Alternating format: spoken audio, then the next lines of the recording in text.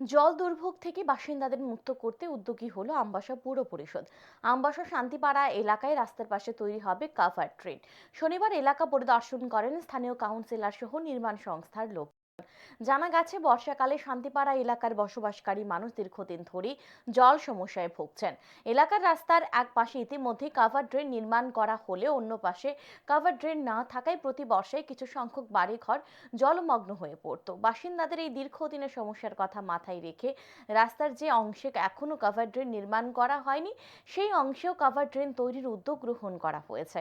শনিবার এই কাজের প্রস্তুতি ও পরিস্থিতি খতিয়ে দেখতে এলাকা পরিদর্শনে বের হন সংশ্লিষ্ট ওয়ার্ডের কাউন্সিলর দীপা দেব। তিনি আশা প্রকাশ করেন, আগামী বর্ষার আগে কাভার ড্রেন নির্মাণ সম্পন্ন হবে।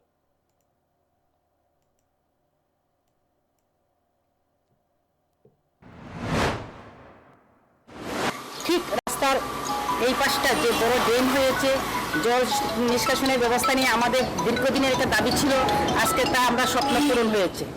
ঠিক এই সাইডেও আমাদের এখন বড় একটা ড্রেন হবে, কভার ড্রেন হবে। আমাদের এই কোম্পানিটা তারা আছে, তারা খুব শীঘ্রই এইভাবে কাজ করে যাবে।